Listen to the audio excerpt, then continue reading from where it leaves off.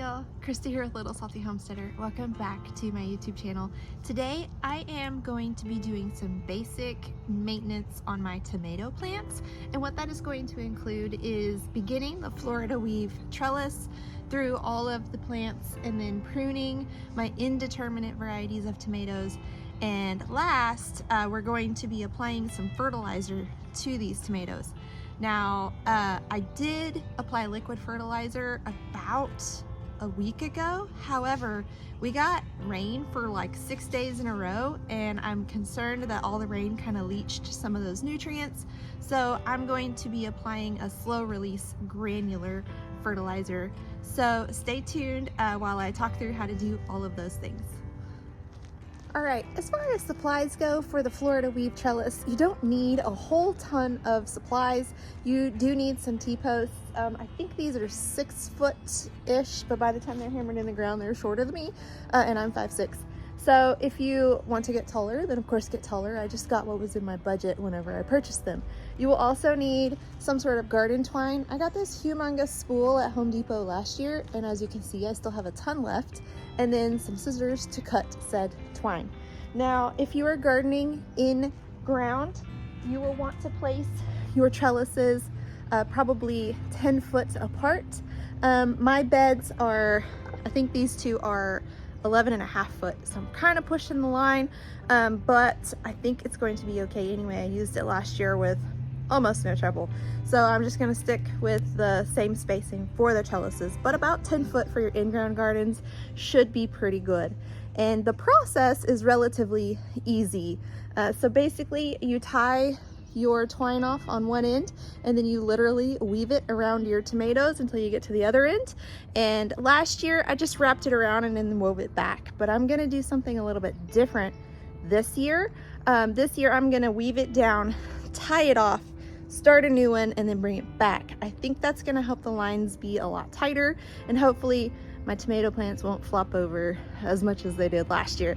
So I'm going to set you guys down and quickly work through that so you can see what it looks like. All right, so I am starting this first run of the Florida weave trellis about 2 inches higher than the top of my raised bed. The plants were planted below the top of the raised bed, so that's giving them about that much space before the trellising starts. And then probably about once a week, I'm going to have to come out here and just keep running more lines of trellis across all of the tomatoes, whether they're indeterminate or determinate. So what I'm gonna do is I'm gonna start with like an extra long piece over here, and then I am going to tie a knot. I don't know the name of this knot. It's one that I learned whenever I was teaching my son some knots for scouts, or we were practicing them. Clearly I wasn't teaching him. And then we're just gonna try to pull that as tight as we can, which that pulled pretty tight. And then we're gonna wrap this first one behind, and then this one's gonna go in front, and then behind. Take my scissors with me, pop those in there.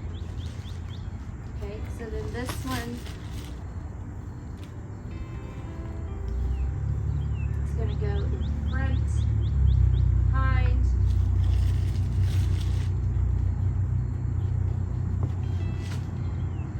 in front, behind, front. There we go.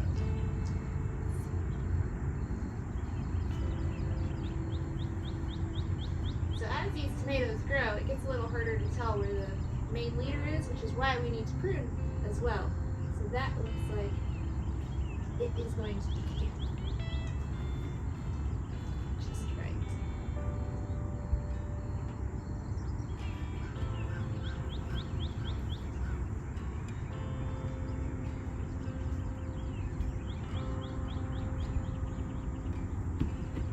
Alright, and then I'm just going to make this long enough to be able to tie the same knot at this end.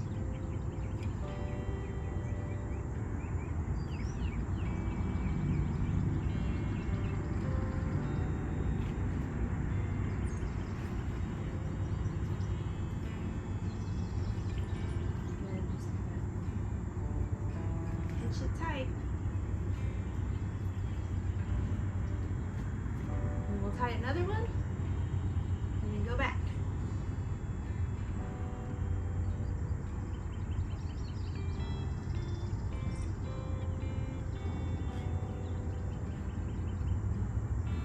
Alright, so this is going to be on the opposite side of the original trellis run. So this one's going to go behind, and then in front, behind.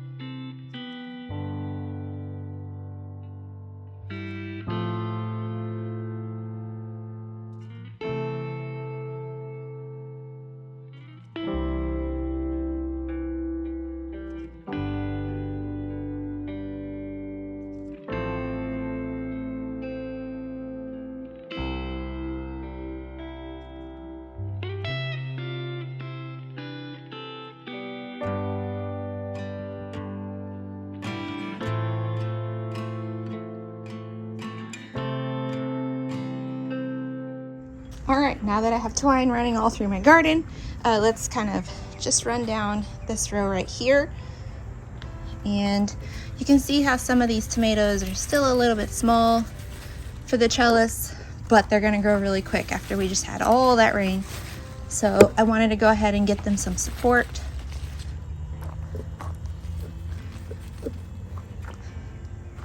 But yeah, you can see how it kind of keeps them aligned and gives them support that they need for fruit set, and then of course continuing to grow. So now we can move on to fertilizing. I'm sorry, I said fertilizing and I meant pruning. So before you begin any of your pruning, you want to go ahead and clean your shears. I like to use rubbing alcohol to just wipe them down, make sure it kills any sort of fungal spores that may be still present on them. You can also just give them a wash underneath soap and water, but the alcohol wipes work really quickly for me and really easily.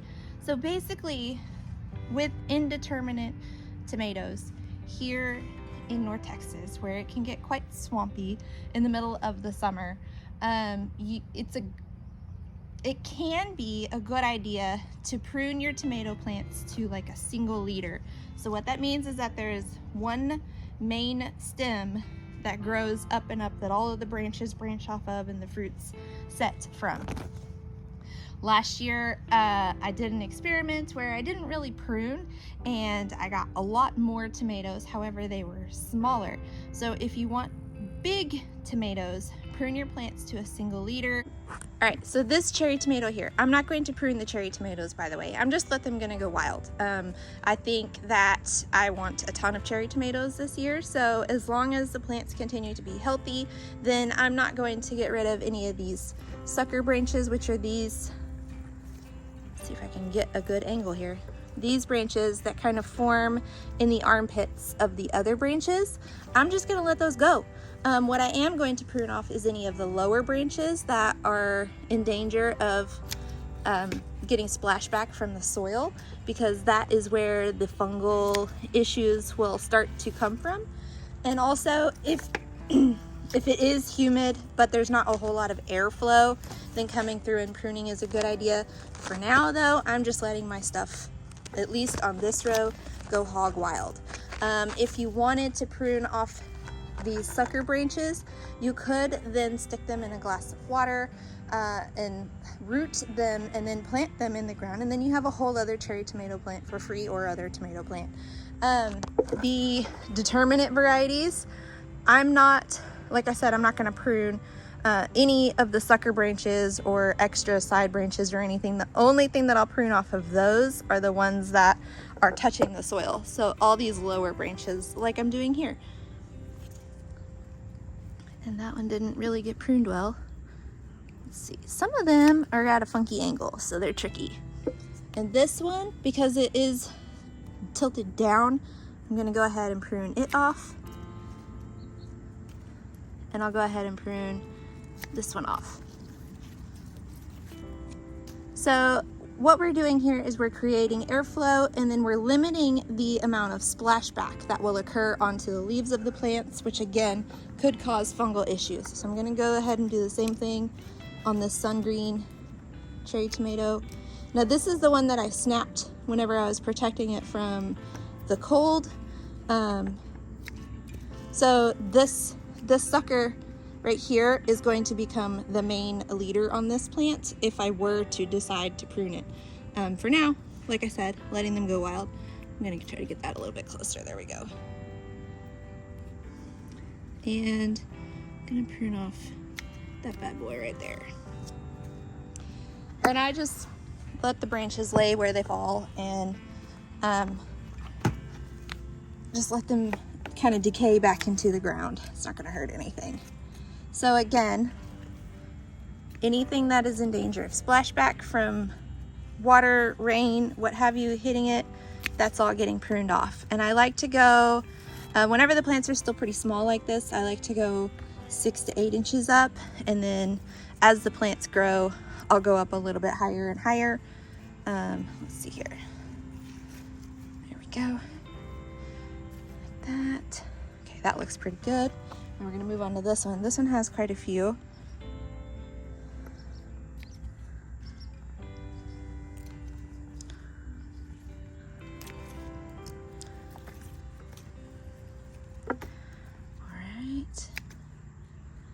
I'm gonna get both of those.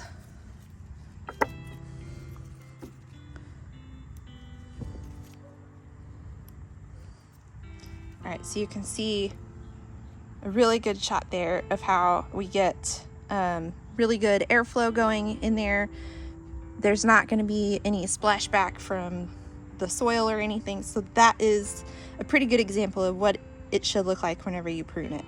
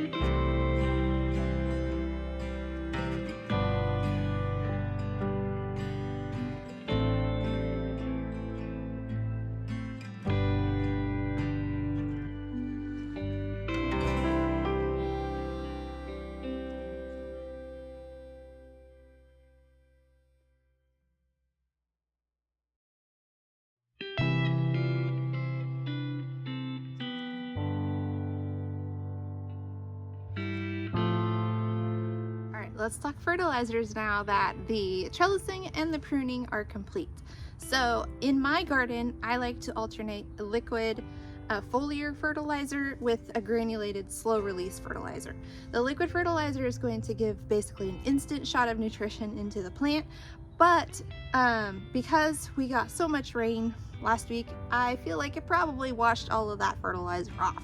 So sooner than normal, because I like to do my fertilizer every 2 weeks, alternating which kind. So we're getting one kind per month basically, or no, we're using each kind every month, once a month, but like once a month liquid, once a month granular, and then into the next month and so forth. However, the rainy season probably dictates the using a little bit more fertilizer than normal, because as it rains, it kind of leaches all the nutrients out. Now, don't get me wrong, the rain does have soluble nitrogen within it. However, most vegetables are also going to require phosphorus and potassium, which is why it's a good idea to follow up with like a well-balanced type of fertilizer. What I'm using today for the granular fertilizer is organic plant tone from Espoma. Typically this is the one I like to use on my flower garden, but I'm out of the vegetable specific one. I think it's called tomato tone or something. But if you read, where is it at? Okay, so if you read on either the back or the side of the fertilizer package, it will give you the breakdown of the nitrogen, phosphorus, and potassium. So what we see here is 5-3-3. So that means it's 5% nitrogen, 3% phosphorus, and 3% potassium. Sorry, I had to run through the periodic chart in my head to remember which letters meant what. This one also contains a few other nutrients like calcium and magnesium. Both are going to be great. The calcium is going to help assist with preventing blossom end rot, according to some folks. According to other folks, the blossom end rot is caused by inconsistent watering. So depending on which camp you fall into, the magnesium may help with that. It will also help with the uptake of nutrients. I just talked about 2 nutrients at the same time without meaning to. Okay. So the magnesium assists with the uptake of nutrients. That is a caterpillar. And the calcium, according to some folks, will help prevent blossom end rot on your tomatoes. So this plant tone is probably an all-around fertilizer that is good to use, especially since it's organic, if you are organic gardening. If you're not organic gardening, then you do you, boo. I'm not judging. That's your garden. But at any rate, I am just going to apply this. I'm actually applying it to my whole garden today, not just the tomatoes. But for the simplicity's sake of this video, we'll keep it just to the tomatoes. So I'm just gonna grab like a little bit like this, and then just kind of sprinkle it around the base of each plant like this. And I will warn you that the espoma stuff smells really strongly. I can't really put a finger on what it smells like, but it is a strong smell. So if you're sensitive to smells, just remember that. Again, around the base of each plant, and then I will come through and I will water it in. Now I'm gonna use the watering can to water it in today because I feel like I will use less water that way and have a more controlled application of the fertilizer. So you can see I just kind of have a little bit in my hand and I just go around each of the plants.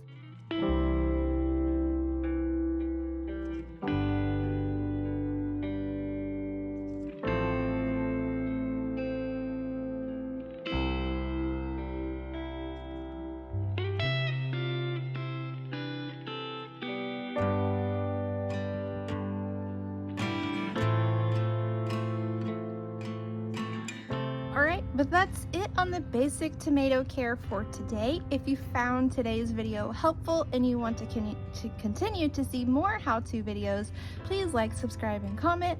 Everything that you guys do for this channel is helping me grow so much, so thank you. But until next time, go find a way to get those garden manicures. Bye!